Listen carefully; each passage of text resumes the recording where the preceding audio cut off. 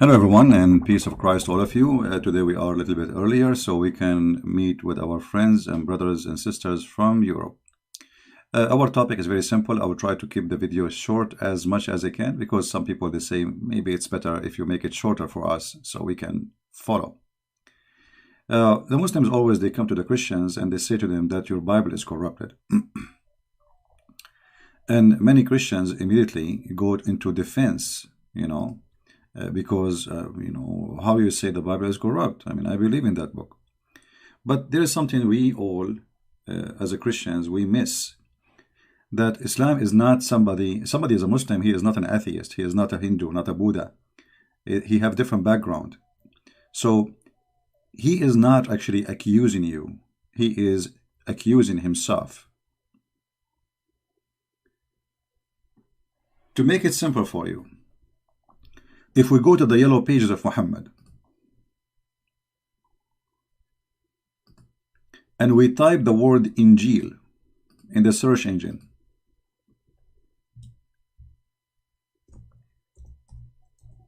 Injil, you will find the word appear many times in the Quran, claiming that Allah is the one who sent the Injil. You see, the Muslims, they translate the word as Torah, but they translate the word as gospel, which is false translation, by the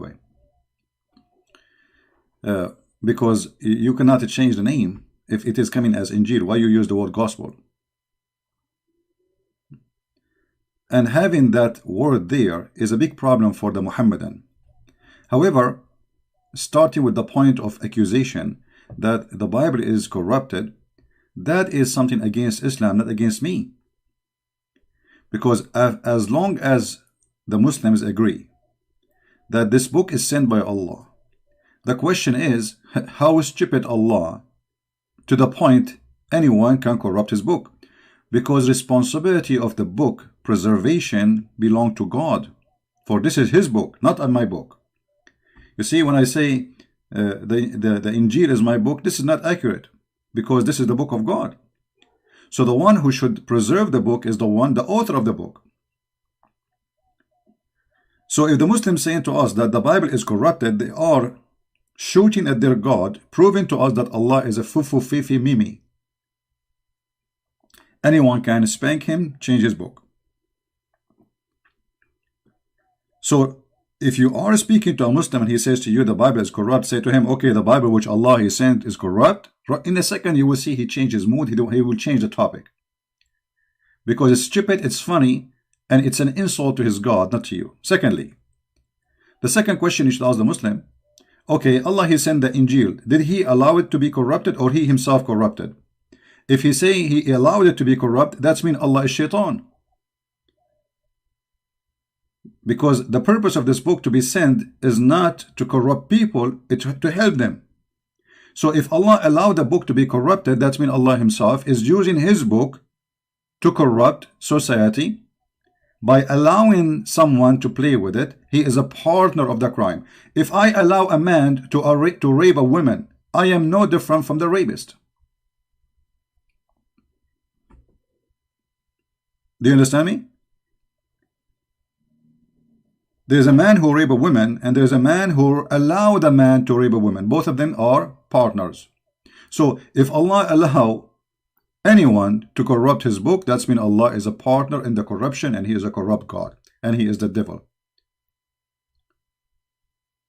If the Muslims say he did not allow it, that's mean Allah will does not prevail. Allah is not God.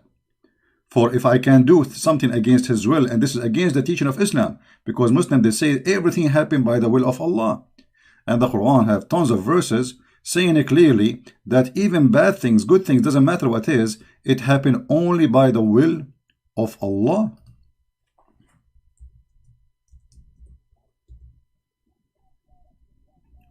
All those verses confirming to us that Allah is behind it. Chapter 64, verse number 11 says that no disaster, no bad things happen to you except by the will of Allah.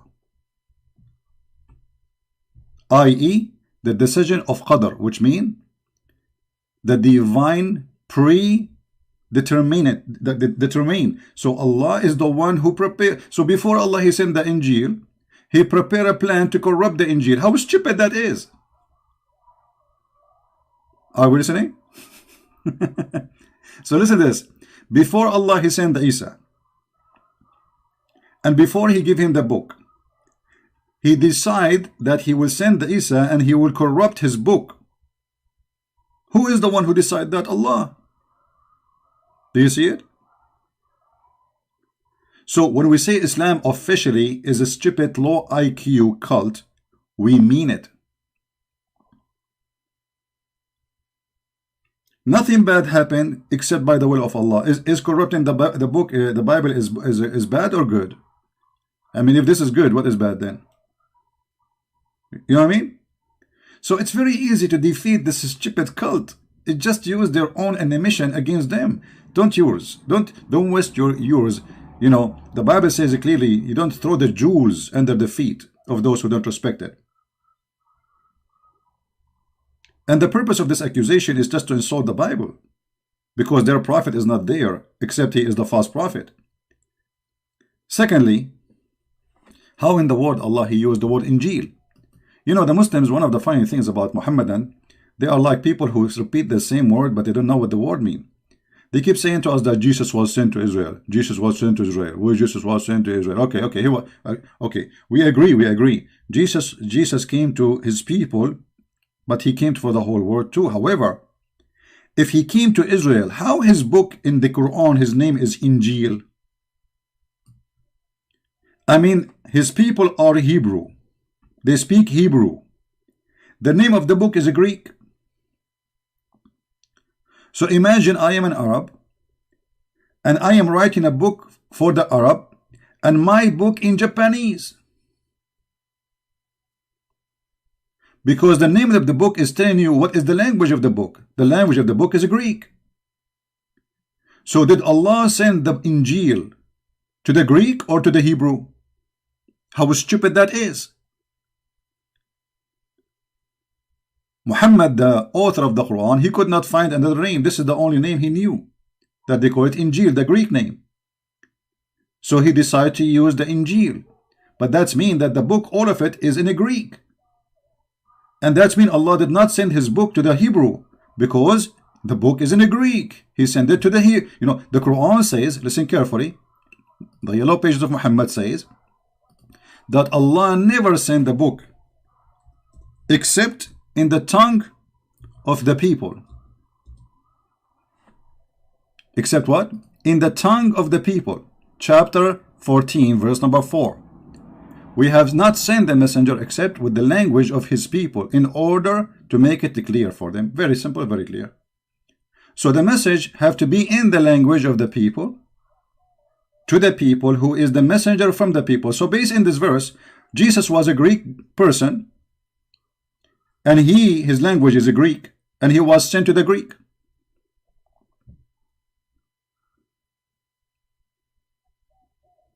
Is the message clear, guys? Based on this, Allah, he called the book Injil. He called it what? Injil. Who is the one who called it Injil? Allah. This is not a translation. This is the original name in the Quran. It says here, نزل عليك الكتاب بالحق مصدقا لما بين يديه. And here we have other problem, confirming what is between his hands. How the book is corrupted, you idiot, and yet it says in the Quran, confirming what is between his hands. And look in the Muslim translation, they say, try to fabricate, they say, confirming what came before it. It doesn't say that in Arabic. It doesn't say that, CP. It says confirming what is between his hand. So every single verse in the Quran is stupid to the point will make you dizzy if you are a Muslim, will make you laugh if you are a Christian, will make you love cows if you are a Hindu. Because the cows have way more intellect and intelligence from the one who wrote the Quran. And look at the corruption, confirming what was revealed before it. Where it says that? Where it says that? You know what? I'm going to use a trick just to show you how we can get them busted. I'm going to open this page in Google browser, and I will translate the page in the front of your eyes,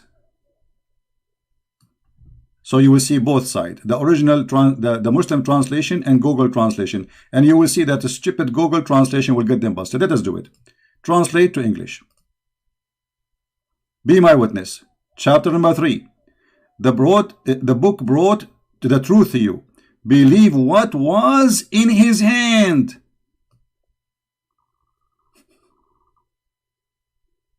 The word was here is actually ma bayna yadayhi. What is between his hands? Do you see it?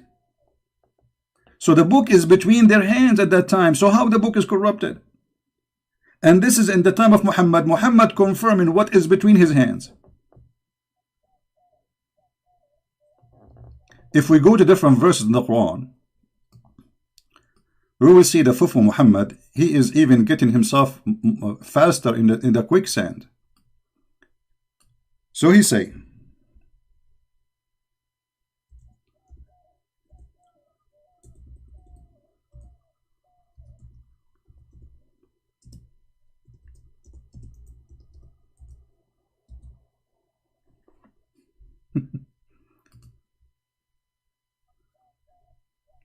look at this disaster. I mean, how clear we can make it more than this?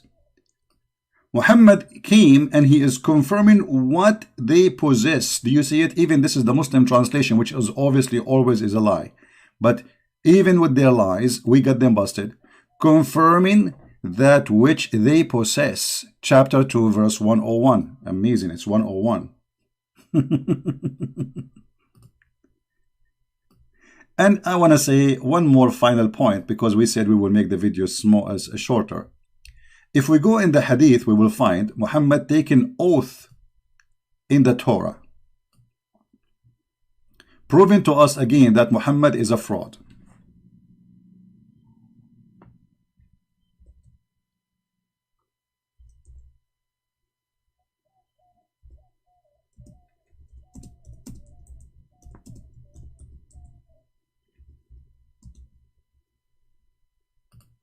This is Muhammad, and this is an accepted, correct hadith. A group of the Jews, they came to Muhammad asking him about the punishment for fornication. To make the story short, you can read the hadith on your own.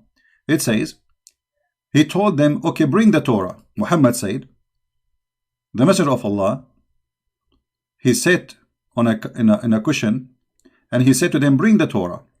And it was then brought. Then he would draw the cushion from beneath him, and he placed the Torah on it, saying, look at this, he's shown respect to the Torah.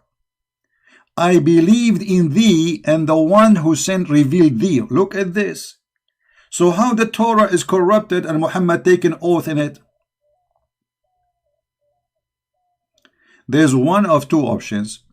Either Muhammad is the same as Obama, he take oath in anything in the front of him, even if it's a goat, for the sake of political gain, which means he's a fraud. Or Muhammad is a true prophet, and he believe in this book, and this book never been corrupted, because he says, I believe in you. So if the book is corrupt, and he swear by a book which is corrupt, obviously Muhammad is corrupt.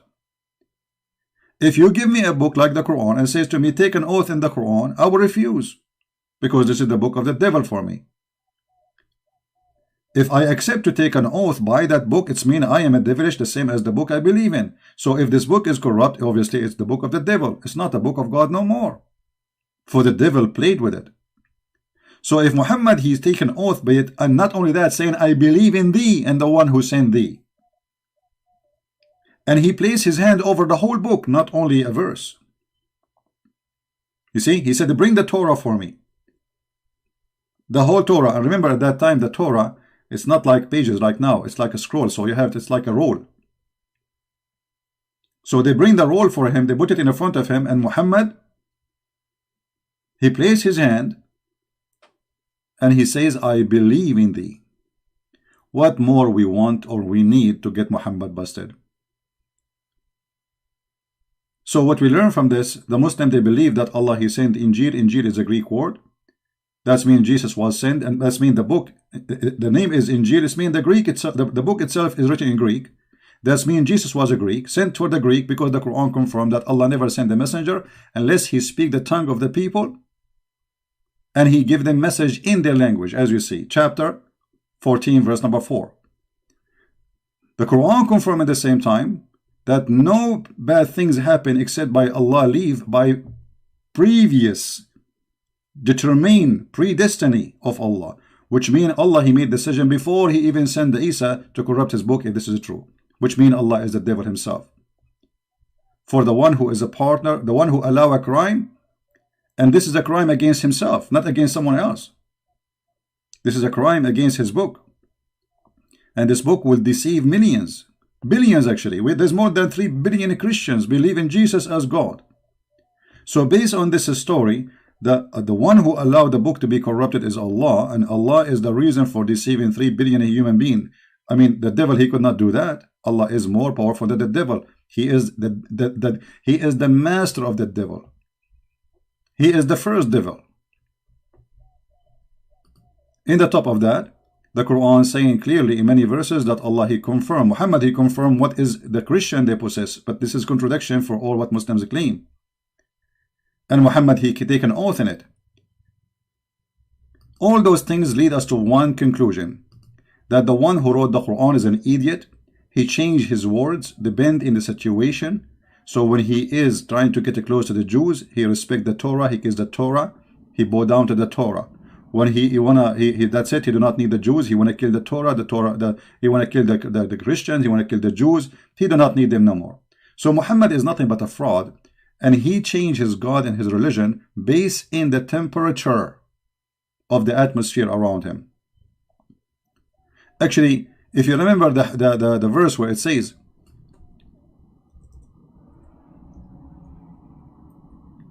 that Allah said, chapter 2, verse 106, nothing of our revelation we abrogate or cause to be forgotten, but we bring something better or similar. That's a very stupid statement. I mean, you abrogate it and you make them forget it to bring something similar. That's stupid. But the reason for this verse, if you read the interpretation, you will see that the Arab, they were laughing at Muhammad. They were saying that this man, he enjoy his followers an order in the morning, and he changed his order afternoon. I mean, how that can be? How fast God, he changed his teaching. You see, we are not talking about a prophet, he came after another prophet, like 10 centuries after. We are talking about a guy, he say in the morning, this is halal. Afternoon, he says, no, don't do it, it's not halal. And the Arab, they were laughing at him. And why Muhammad is doing that? I'm trying to open the website, but it's taking time. This is the corrupt King of Jordan website, never work, as usual. You know, this guy, his book never, his website never work. All right.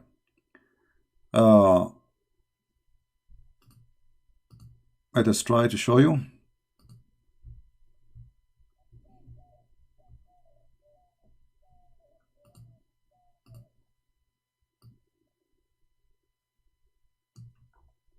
Read carefully with me. This is not, you see the funny, this is written by the Muslims' hands. Look at this. This is Tafsir al-Jalalain, and this is the official website of the King of Jordan, who is the most corrupt person, for he is obviously claiming to be from the children of Muhammad, which is very funny, proving to us how corrupt Muhammad is. Even his seeds are very corrupt.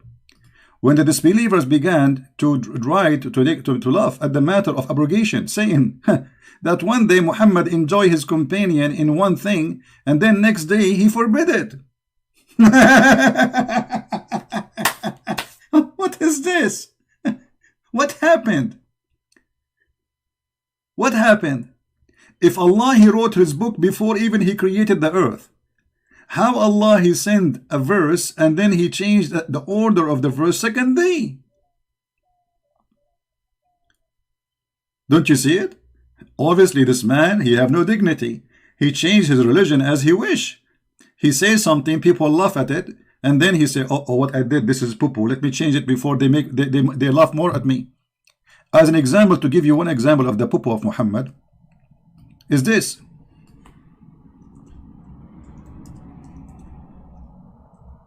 No, we type in English. Hold on.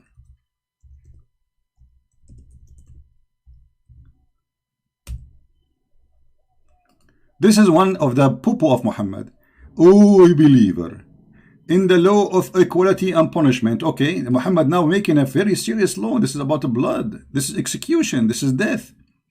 In the case of punishment, free for the free. Okay. Slave for the slave. Female for the female. This is justice of God. So if if you kill my wife, I kill your wife. If you kill my slave, I kill your slave. If you are free and you kill a free, I kill the free. I mean, what this is? Muhammad, right away after he made this verse, people, they start laughing at him. The Jews, they start saying to him, this is not the law of eye for eye, you idiot. Eye for an eye is not like that. This is toes for an eye. How in the world this man, he thought that this is the law of Moses, which an eye for an eye? So right away Muhammad, he abrogated this verse because they start laughing at him. And this is a very serious law. I mean, this is about the punishment of crimes. How you change it overnight? But because Muhammad is a fraud, he is a dummy. Whatever he say, the Muslim, they say it is yummy. And when you are a dummy, you find it yummy, for you are dummy, and what we can say more. So if a fool like Muhammad can fool you, how fool are you? If a fool like Muhammad can fool you, how fool are you?